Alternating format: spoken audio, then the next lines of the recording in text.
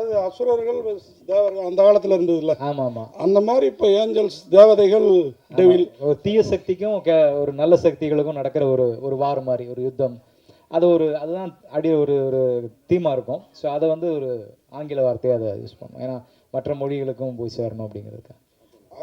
அகத்தியா அப்படின்னு போட்டிங்க, ஓலைச்சுவடிலாம் வேறு இருக்குது. ஜீவாவே நல்ல ஹைட்டு, அதோட ராசிகன் தான் பயங்கர ஹைட்டாக இருக்காங்க. அகத்தியார் யார், அர்ஜுனா? நீங்கள் கரெக்டாக கண்டுபிடிக்கிறீங்க. பட் இருந்தாலும் படத்தில் வந்து அகத்தியா வந்து ஜீவா தான். நீங்கள் அதை பார்க்கும்போது உங்களுக்கு அது தெரிஞ்சிடும் அந்த பேருக்கும் இதுக்கும் என்ன காரணம் இருக்குது அப்படிங்கிறது. ஜீவா சார் சூப்பர் குட்டே கிட்டத்தட்ட 100 படங்களுக்கு மேலே பண்ணியிருக்காங்க. அவ்வளோ பெரிய இந்தியாவில் ப்ரொடியூசரு. இந்த கதையை ஏன் அப்பாட்ட சொல்லாமல் ஐஸ்வரி சார்ட்ட தான் சொல்லணும்னு போனீங்களே, என்ன காரணம்? எனக்கு அப்போவே அந்த ஸ்டேட்மெண்ட் அவருக்கு 1 செகண்ட் கணேஷ் சார் பதில் சொல்லுவார் இதுக்கு. நான் அவங்க அப்பாவுக்கு இந்த படத்தை போட்டு காமிச்சேன், பார்த்துட்டு ரொம்ப நல்லா இருக்குது அப்படின்னாரு. அப்போ நான் ஒரே வார்த்தை சொன்னேன், சார் நீங்கள் செய்ய வேண்டியதை நான் செஞ்சுருக்கிறேன் சார்ன்னு சொன்னேன். நிச்சயமா அப்படின்னு சொல்லிட்டு ஒத்துக்கிட்டு போயிட்டார். சார் வந்து இப்போது அப்பா பார்த்துட்டிங்கன்னா இப்போ ரொம்ப செலக்டிவாக தான் படம் பண்ணுறாரு. அதில் ஏற்கனவே 99ல் ஒரு படம் வந்து நான் அப்பாவுக்கு பண்ணுறேன்னா, ஸோ இப்போது அதுக்கப்புறம் 100th ஃபிலிம் என்ன பண்ணுறாருன்னு தெரியல. பட் இப்போ அந்த 99th ஃபிலிம் ஏற்கனவே நாங்கள் டிசைட் பண்ணிட்டோம். ஏன்னா அது கிட்டத்தட்ட ஒரு 2 இயர்ஸாக அந்த ஸ்கிரிப்ட் அப்படியே இதில் இருக்குது. ஸோ இந்த படம் முடிச்சதுக்கப்புறம் அந்த ஸ்கிரிப்ட் போகிறதா இருந்தது. அதுவும் நல்ல பெரிய பட்ஜெட் படம் தான் சார். சும்மா ஒரு ஜாலிக்கு தான், நான் எப்போயா சும்மா ஒரு என்டர்டெயின்மெண்ட்டுக்காக தான் நான் சொல்லுவேன். இல்லை வீட்டுக்கு போனால் செம்ம அடிபடும். பட் இது வரைக்கும் எனக்கு தெரிஞ்ச ஒரு 6 to 8 ஃபிலிம்ஸ் வந்து அப்பா கிட்ட பண்ணியிருக்கிறேன். அண்ட் இப்போ ஈலாம் பார்த்துட்டிங்கன்னா பெரிய பட்ஜெட் ஃபிலிம்ஸ் தான் சார். பட் இப்போது இன்றைக்கி இருக்கிற காலகட்டத்தில் இந்த ஓடிடி அது இதுன்னு எல்லாமே கொஞ்சம் டிஃப்ரெண்ட்டாக பிஸ்னஸ் அப்படி இப்படின்னு கொஞ்சம் ஆகிறதுனால கொஞ்சம் பார்த்து தான் முடிவு பண்ணுறோம்.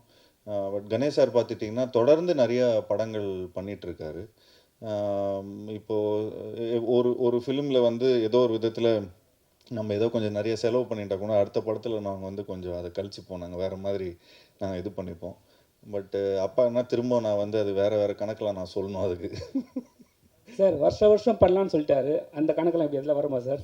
நிச்சயமாக சார். இது வந்து இது வந்து நாங்கள் பிஸ்னஸாக பண்ணல. இப்போ ஆக்சுவலி பார்த்துட்டிங்கன்னா கணேஷ் சார் வந்து அவருக்கு எவ்வளோ பிஸ்னஸ் இருக்குது, எவ்வளோ விஷயங்கள் இருக்குது. அதே மாதிரி எங்ககிட்டயும் ஒரு ப்ரொடக்ஷன் கம்பெனி இருக்குது. பட் ஒரு பேஷனாக தான் இது ஒரு விஷயத்த பண்ணுறோம். ஸோ இன்றைக்கி இப்போ பாவிஜய் சார் வந்து அவரோட ட்ரீம்ஸ் வந்து எல்லா விதத்துலேயும் வேறு ஏதோ ப்ரொடக்ஷன் கிட்ட எடுத்துகிட்டு போகாமல் ஒரு நல்ல ஒரு ப்ரொடக்ஷனுக்கு வந்தால் அவரோட ட்ரீம்ஸ் ஃபார்வர்ட் போகும். ஸோ அந்த மாதிரி தான் நான் வந்து கொஞ்சம் புது டைரக்டர்ஸ், அது இல்லாமல் ஒன் ஃபிலிம் பண்ண டைரக்டர்ஸ் எல்லாமே கணேஷ் சார் கிட்ட எடுத்துகிட்டு வருவேன். அண்ட் அது இல்லாமல் அவங்கக்கிட்ட நிறைய ஒரு தொடர்ந்து படங்கள் பண்ணிகிட்டே வந்துட்டு இருக்கிறாங்க. ஸோ அந்த தியேட்டர்ஸ் அந்த இது, ஸோ அதனால் வருஷம் வீட் லைக் டு டூ. அண்ட் நாங்களும் அதுக்கேற்ற மாதிரி இப்போது கொஞ்சம் வருஷம் படம் பண்ணுறதுனால அதுக்கேற்ற மாதிரி கதைகளும் எங்களுக்கு டைரக்டர்ஸ் எழுதுவாங்க.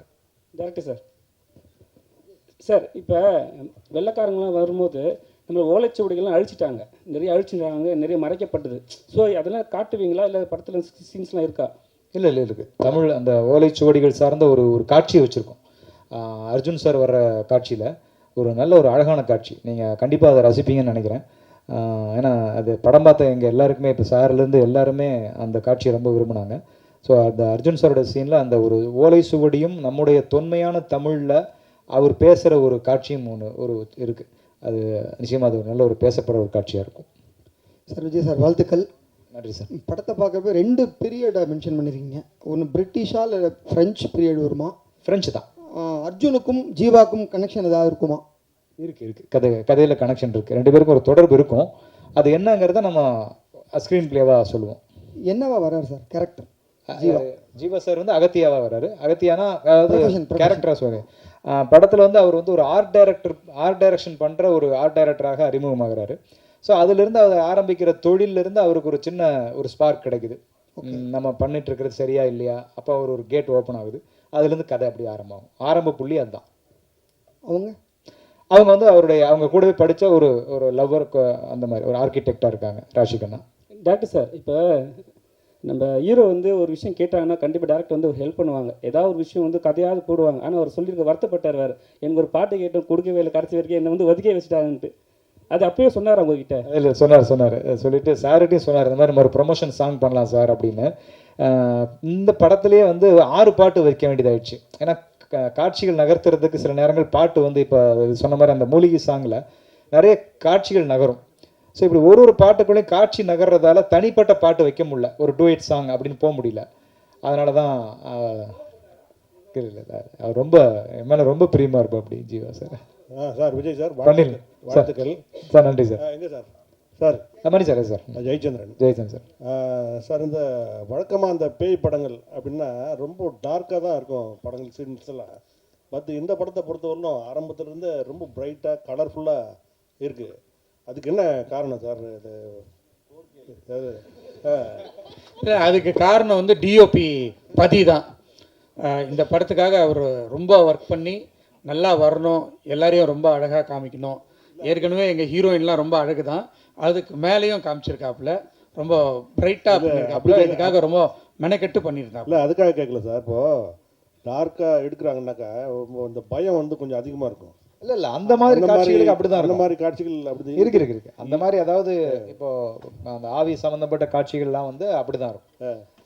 நம்ம மேக்ஸிமம் ட்ரெய்லர் அந்த ஷாட் ரொம்ப இருட்டாக இருக்குன்னு போடலை. ஆமாம். நீங்கள் படமாக பார்க்கும்போது அந்த காட்சிகளுக்கான லைட்டிங்கும் அது அந்த மாதிரி தான் இருக்கும் சார். அப்புறம் ஜீவா சொல்லுங்கள் சார். சார் அது நீங்கள் கேட்டிங்களா நல்லா பிரைட்டாக இருக்கணும்னு. கொஞ்சம் குழந்தைங்கள்லாம் கொஞ்சம் பயப்படாமல் இருக்கிறதுக்காக கொஞ்சம் ஒரு PG-13 ஃபிலிம் சார். டார்க்காக பண்ணிட்டு அப்புறம் A சர்டிஃபிகேட் கொடுத்துருவாங்க, அப்புறம் நீங்கள் மட்டும்தான் வருவீங்க படத்துக்கு. அப்புறம் ஜீவா சார், அப்புறம் உங்ககிட்ட இன்னொரு கேள்வி. ஆமாம் சார், நீங்கள் வந்து அவர் தான் ரொம்ப நேரமாக ராசி மேம் கேட்குறாங்க, யார் கேள்வி கேட்குறாங்கன்னே தெரியல. ஸோ அப்புறம் சார் இந்த உங்கள் படத்தில் வந்து 100வது படமாக வந்து விஜய் தான் நடிப்பார் அப்படின்னு சொல்லிட்டு நீங்கள் இது நான் சொல்லிட்டேன்னா சொல்லிட்டேன்னா இப்போ இதுதான் ஹெட்லைன்ஸாக இருக்கும். இல்லை அது சொல்லிருந்தீங்க. ஆனால் 100வது படம் என்ன எடுக்கிறாங்க தெரியல. அப்பா தெரியல சார், தெரியல சார். அதான் கொஞ்சம் அவர் வந்து கடைசி படம் அறிவிச்சிட்டாரு, அதனால தான் கேட்டேன். அப்படியா சார்? தெரியல சார், எனக்கு இந்த நியூஸு. பட் ஏதாவது மிரக்கல் நடந்தாலும் நடக்கும்னு நினைக்கிறேன். Director sir, hello director sir, இந்த படத்தோட மூளை வந்து திருமூலர்லேருந்து எடுத்தீங்களா? ஒன்று, சித்த வைத்தியத்தை எந்த விதத்தில் இதை கொண்டு வரீங்க சார்?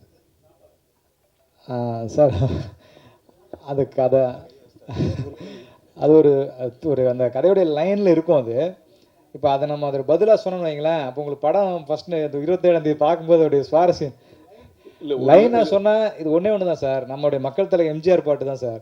என்ன வளம் இல்லை இந்த திருநாட்டில், ஏன் கையை ஏந்த வேண்டும் வெளிநாட்டில். இவ்வளோதான் சார் இதனுடைய ஒன்லைனு. சார் ஒரு அந்த அவர் நீங்கள் கேட்குறது புரியுது. உங்களுக்கு மட்டும் எக்ஸ்க்ளூசிவாக 27 ஈவினிங் இங்கே காமிச்சிடணும் சார். ஜீவா சார், நீங்கள் ஒரு ப்ரொடியூசரோட பையங்கிறதுனால தான் அடுத்த படம் நான் காசு இல்லாமல் கூட பண்ணுவேன் அப்படின்னு சாருக்காக சொன்னீங்களா? இதில் செலவு ஜாஸ்தி ஆகிடுச்சு. ஏன்னா உங்கள் நண்பர்களும் நிறைய ஹீரோக்கள் இருக்காங்க உங்கள் சேம் செட்டு. எல்லாரும் அப்படி ஒத்துப்பாங்களா, இல்லை உங்கள் பெருந்தன்மையான குணமா? இல்லை சார், இது வந்து எங்கள் அப்பா எங்களுக்கு சொல்லி கொடுத்தது. சாதாரணமாக இப்போ பாருங்களேன், இப்போ இந்த மாதிரி நான் ஏதோ சம்பளமே கேட்டேன்னு வச்சுங்களேன், சார் எனக்கு இவ்வளோ கோடி கொடுங்க அவ்வளோ கோடி கொடுங்கன்னா ஸ்ட்ரைட்டாக எங்கள் அப்பா சாருக்கு ஃபோன் பண்ணிவிடு, அதெல்லாம் அவனுக்கு அவ்வளோ கொடுக்காதீங்கன்னு சொல்லிவிடுவாங்க. நீங்கள் படத்தில் செலவு பண்ணுங்கள், நல்ல புது டைரக்டரை போடுங்க, அண்டு ப்ராடக்ட்டுக்கு வந்து நீங்கள் முக்கியத்துவம் கொடுங்க. அப்புறம் அது வந்து நல்ல பிஸ்னஸ் ஆனதுக்கப்புறம் அதுக்கப்புறம் அடுத்த படத்தில் திரும்ப அதே இன்வெஸ்ட்மெண்ட்டை நீங்கள் வந்து இன்னும் நல்ல பிரம்மாண்டமான படம் ஆகிடுங்க அப்படின்னு தான் சொல்லுவார். அதுதான் அப்பாவோட சீக்ரெட்டு. அதனால தான் நிறைய ஃபிலிம்ஸ் எடுக்க முடிஞ்சுது. சார் ப்ரொடியூசர் சார், இது இந்த படத்துக்கு அப்பாற்பட்ட கேள்வி, ஆனால் நீங்கள் சம்மந்தப்பட்ட கேள்வி. இன்றைக்கி வந்து ட்ராகான்னு சொல்லி அவ்வளோ பெரிய ஜெயிச்சிருக்கிறாப்புல உங்கள் ஹீரோ, அதாவது உங்கள் டைரக்டர். அவருக்கு ஏஜிஎஸ் 2 படம் அவரை யூஸ் பண்ணிடுச்சு. நீங்கள் தான் அவருக்கு வாய்ப்பு பெருசாக கொடுத்தது டைரக்டராக. அவரை ஹீரோவாக டைரக்டராக ஒரு முயற்சி நடந்ததாக கேள்விப்பட்டோம். அது நடக்குதா? நடந்துட்டு இருக்கு. விஜய் சார்,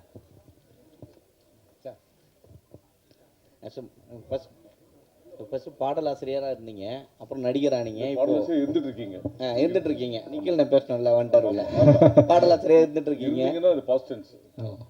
இயக்குனராக வந்துட்டீங்க, நடிகராகவும் இருந்தீங்க. அடுத்து ப்ரொடியூசராக எப்போ வர போகிறீங்க? இந்த ஸ்ட்ராபெரி என்னோட படம் தான், நான் ப்ரொடியூஸ் பண்ண படம் தான். பட் இதுக்கப்புறம் ப்ரொடியூஸ் பண்ண மாட்டேன், ஒன்லி டைரக்ஷன் படம் அந்த மாதிரி தான். சித்த மருத்துவம் இப்போ வந்து கொரோனா டைமில் தான் எல்லாருக்கும் தெரிய ஆரம்பிச்சுது. கேன்சர் கூட அதுலேருந்து மருந்துகள் இருக்குதுன்னு சொல்லியிருக்காங்க. இது முற்றிலும் வந்து ஆங்கிலேயர் அந்த டைமில் தான் அந்த இது அழிக்கப்பட்டதுன்னு நீங்கள் நினைக்கிறீங்களா? இல்லை சார், அவங்க யாரும் நம்மளை அழிக்கவே இல்லை சார். அழிக்க வந்தவங்கள்ட்ட நம்ம தான் பறி கொடுத்தோம். ஸோ அவன் வந்து அந்நியர்கள் வந்து அழிச்சாங்கங்கிறது அது கதை கிடையாது. ஒரு என்ன சொல்கிறது, ஒரு காலகட்டங்களில் வந்து சில கண்டுபிடிப்புகள் நம்ம வந்து புறக்கணிச்சாங்க. நம்மளுடைய முன்னோர்கள் மூதாதையர்களுடைய அறிவையும் நம்ம கண்டுபிடிச்ச விஷயங்களையும் வந்து இங்கே இருட்டடிப்பு செய்யப்பட்டது. அந்த மாதிரியான ஒரு சம்பவத்தை நான் படிக்கும்போது தான், அடடா இப்படி ஒரு விஷயத்த நம்ம ஆளுங்க தான் கண்டுபிடிச்சிருக்காங்களா, இது உலகத்துக்கு தெரியாமல் போயிடுச்சே. ஆனால் வந்து யாரோ கண்டுபிடிச்சதா எங்கெங்கேயோ பேசி பெரிய பெரிய பாராட்டுகளும் விருதுகளும் வாங்கிட்டு இருக்காங்களே அப்படின்னு ஒரு எண்ணம் ஏற்பட்ட போது அதை தான் ஒரு தீப்பொறியை எடுத்து இந்த கதை பண்ணோம் சார். அப்படி தான் இந்த கதை உருவாச்சு. விஜய் சார், சார் என் இனிய பொன்னிலாவை படத்தில் இடம்பெறுமா இல்லை இங்கே மட்டும் காட்டப்பட்டதா? அதுக்கு முறைப்படி அனுமதி வாங்கி யூஸ் பண்ணீங்களா? அது மொத்த டீட்டெயில் சொல்லுங்கள் சார், ஏன்னா அதை பற்றி ஒரு கேஸ் இருக்கு இல்லையா? அது வந்து முறையாக இளையராஜா சார்கிட்டேருந்து வாங்கி பண்ணோம். அதுக்கு பிறகு வந்து சரிகமாக தான் அதனுடைய அவங்க ஓனர்னு சொல்லிட்டு அவங்க கோர்ட்டுக்கு போனாங்க. கோர்ட்டுக்கு போயிட்டு கோர்ட்டில் கேஸ் நடந்துகிட்டு இருக்கும்போது நாங்கள் சரிகம்மா கிட்ட பேசி அவங்களுக்கு தேவையான பணத்தை கொடுத்து அதை வாங்கியாச்சு. இப்போது தேட்டரில் என் இனிய பொன்னிலாவை நீங்கள் பார்க்கலாம். சார், தமிழில் மாத்திரமில்லை, இந்தியா லெவலில் அதிக படங்களை தயாரிக்கிறது வந்து வேல்ஸாக இருக்குது. ஆனால் சமீப கால தமிழ் சினிமா வந்து போன வருஷம் 7 படம் 6 படம் தான் ஓடி இருக்காங்க. இந்த வருஷம் கம்மி, ஓடிடி விற்கல, சேட்டலைட் விற்கல, நிறைய பிரச்சனை. கேரளாவில் வந்து ஸ்ட்ரைக் அப்படிலாம் இருக்குது. ஒரு தயாரிப்பாளராக சொல்லுங்கள், தமிழ் சினிமா எப்படி இருக்குது, என்னென்ன சவால்களை ரொம்ப சந்திக்கீங்க, என்னென்ன பிரச்சனைகள்? தமிழ் சினிமா வந்து நல்ல முறையில் கரெக்டாக பண்ணால் நல்லா வரும். அதை சிலர் வந்து தவறாக பண்ணிடுறாங்க, அதனால் மாட்டிக்கிறாங்க. அதை வந்து கரெக்டாக ஒரு சினிமாவாக எடுத்து பார்த்து பண்ணாக்கா நிச்சயமாக வெற்றி படும். நமக்கு ரொம்ப முக்கியம் வந்து கண்டென்ட் தான். கண்டென்ட் நல்லா இருந்தால் நிச்சயமாக அது வெற்றி பெறும். சார் விடிவி 2 எப்போ எதிர்பார்க்கலாம்? விடிவி 2 இப்போதைக்கு இல்லை. பிடிகே பார்ட் 2 தான் இப்போதைக்கு இல்லை. ஏன்னா வேறு நிறைய பார்ட் 2 இருக்குது. அதை கூடிய விரைவில் அனௌன்ஸ் பண்ணுவோம். ஜீவா சார், உங்கள் லுக்கு வந்து பயங்கர ஸ்மார்ட்டாக இருக்குது. ஜிப்சி மாதிரியே. ஜிப்சி செகண்ட் பார்ட் ஏதாவது போயிட்டு இல்லை, இந்த லுக்கு வந்து இஸ் ஆக்சுவலி வேலையெல்லாமல் இருக்கிற லுக் இது. ராசிகண்ணா மேம் நல்லா நீங்கள் பார்க்குறதுக்கு ஹாலிவுட் ஹீரோயின் மாதிரி இருக்கீங்க. இன்னமும் தமிழ்லேயும் ஹிந்திலையுமே சுற்றிட்டு இருக்காங்கிற ஃபீலிங் ஏதாவது இருக்கா? ஏன்னா எதுவும் வாய்ப்பு வந்ததா ஹாலிவுட் சைட்லேருந்து? நீங்கள் நடந்து வர்றப்ப பார்த்து நானே மறந்துட்டேன்.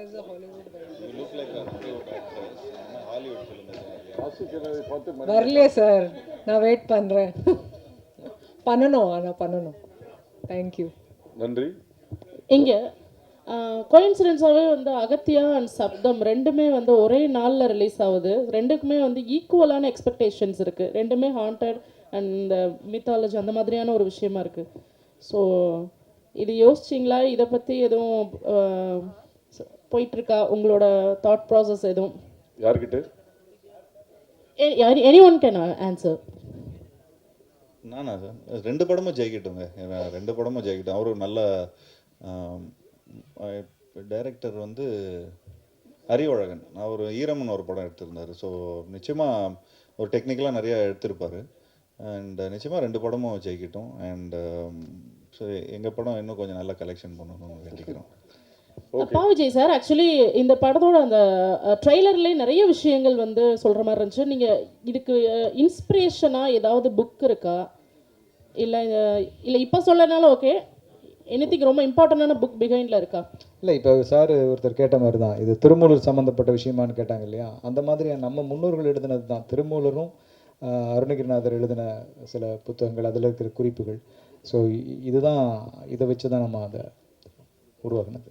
தீபக் சார், அவருக்கு ஒரு கேள்வி சார். சினிமாட்டோகிராஃபி வந்து ரொம்ப ட்ரீமியாக இருக்குது, நிறைய லேயர்ஸ் இருக்கிற மாதிரி இருக்குது.